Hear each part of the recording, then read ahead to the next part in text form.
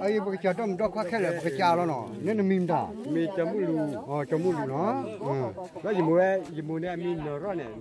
lúc là đợt khoa là mẹ bùi đi ok em sao nó em qua nó đó nên là mìm đi là cái mi lù lá chọc phát cỏ chọc phát cỏ chăn nó đó nên mìm đi là cái nhà này chỉ mua của mi sao lấy mũ mà đó là cô lục cái ổ dù sao tao qua ok nó được chưa đó tao qua hết đi chơi hết rồi đó nên là mìm đi là nó đủ về cái quan trọng này mình kiếm nên mìm vào trong chăn à cái đâu có bác ấy đây là phần bạch cha rồi chơi cái nó tập đi lo nó đi ngủ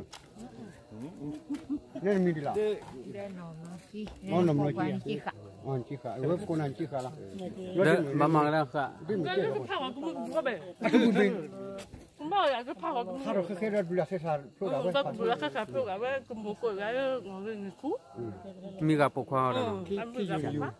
cái về phơi gì đấy cùng gặp phát thì nó có phơi gì đó ai gặp cái nó nên mình đi làm mình lên cho đó nhớ cái nào bùa cô lo chả nào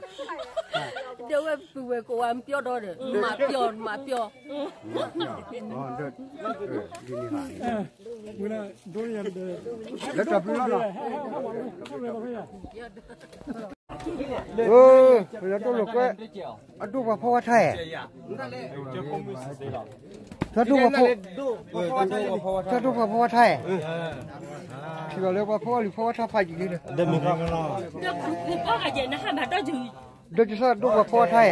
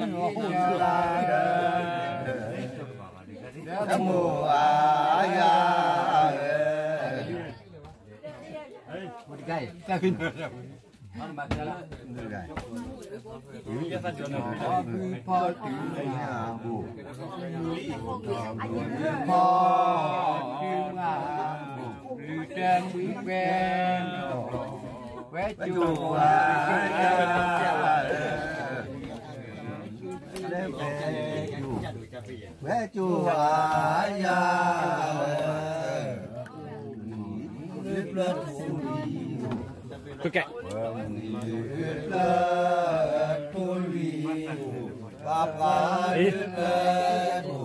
ấy thế nào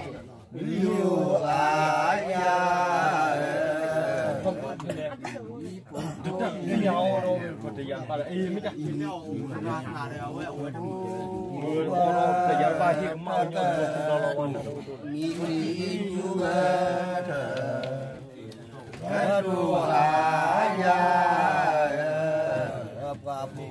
Thầy chú, tốt ra.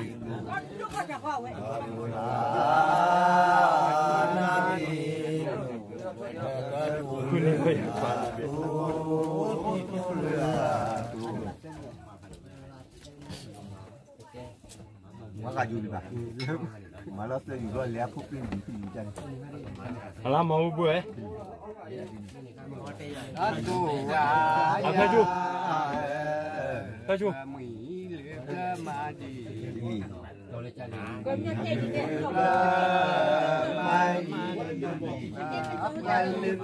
Hey, thôi chú.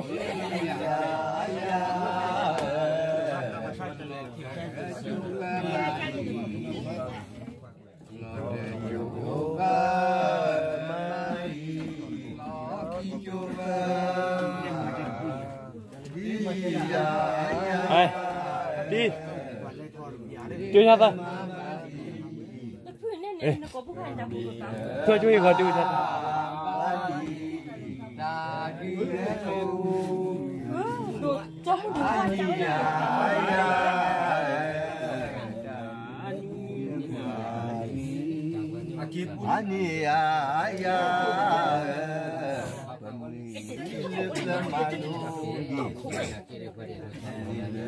Muốn lấy khoản bia.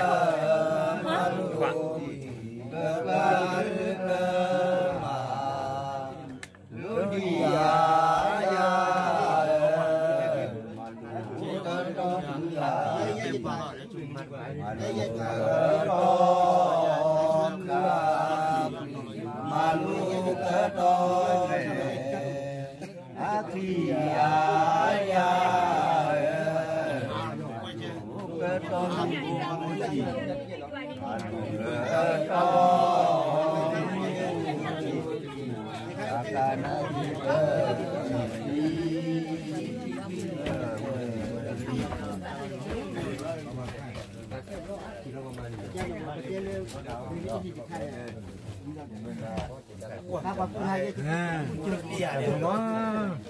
Đó nào tập đi.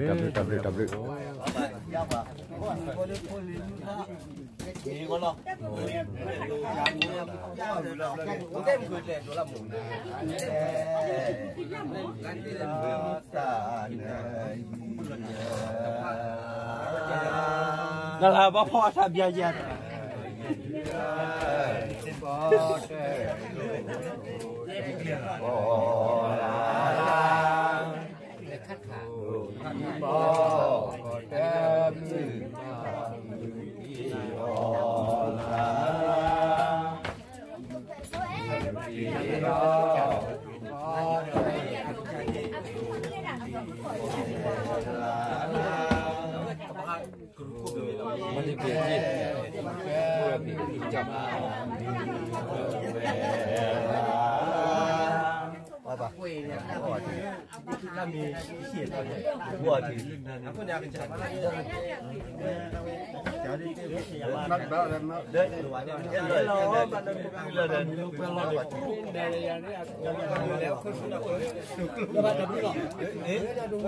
Cô đẹp cái ăn lá này cái sắm á, lúc mà mấy cái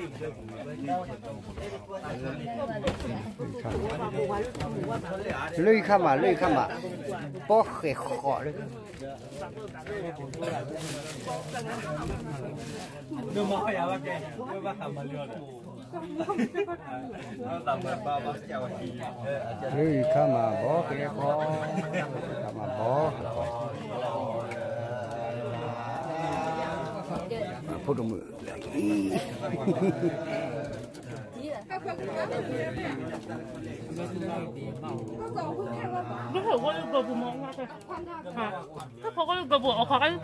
lên đặt khăn nhà gà anh đi để phốt để nó còn gì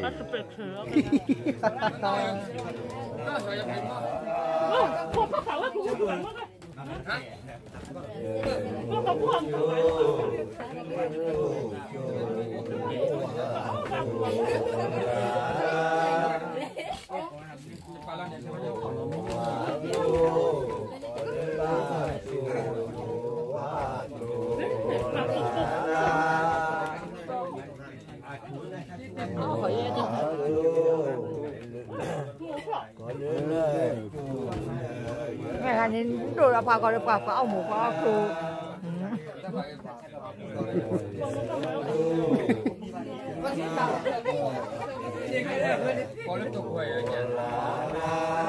Ngô tôi từ qua, phía ngô từ, không ra là ở cái